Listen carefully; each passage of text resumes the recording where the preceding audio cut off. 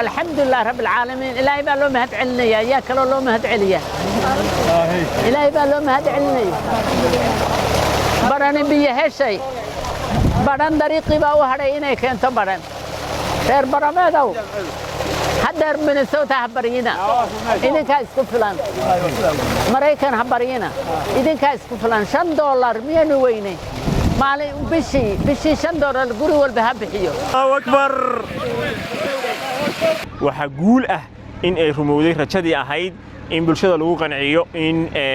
مال قشتان بيها كديب مركي أي عقبضة فربضن ديجان كسو واجهين سي بيو بكوفلانو هلا هاي دتك ديجان كدجن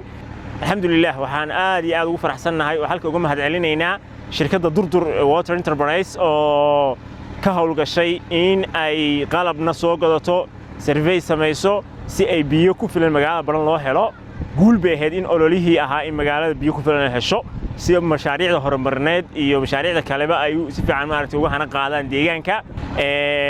biyuhu deegaanka inay dhow yihiin baa noo cadaatay ee isa jirtay hagrasho sahan xumo aqoon xumo iyo qalab xumo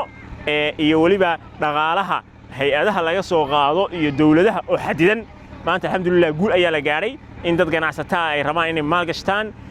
shirkadda halka ka bilowday ceelka koowaad oo ceelal kale oo farbadan noqon doonta ay waxa kale oo inta maaragtay dheeraada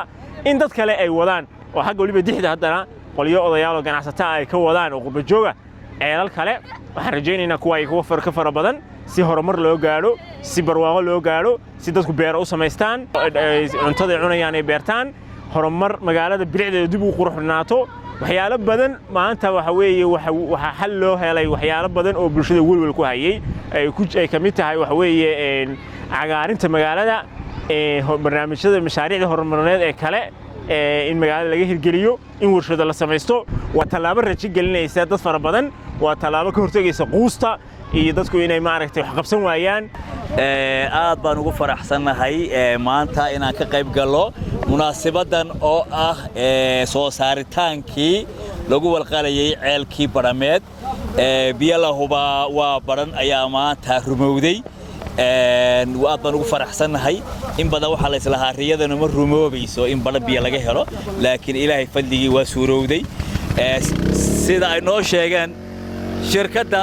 waxa ku xigta biyo gelintii baa ku xigta oo dhaqso ah waxaan rajaynaynaa waxa ugu badan oo dadku isticmaalo waa biyaha haddii ay xitaa muhiim maaha waxa muhiim ah badan ay u baahan tahay biyo u baahan tahay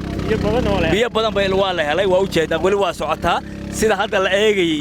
wali isma dhimin levelkii biyo ay ku bilaabeen water levelkii wali isma dhimin marka aad baan ugu faraxsanahay insha Allah waxaan rajaynaynaa dhawaan in magaalada la gelin doono markii la geliyo mitir cube wax yar uu noqdo halkii foosto points ay noqoto magaalada marka insha Allah waxaan jecelahay in wax la beerto in wax la dhisto hore markii uu soo noqdo insha Allah maanta waxaan dul taaganahay ceelkii koowaad oo biyo laga soo saaro baran insha Allah waxaan leenahay mahmaahdi baa dhoobaysa biyo la huba waa baran sidoo kale ceelal kale iyagana la soo saaray oo iyagana soo baxay maanta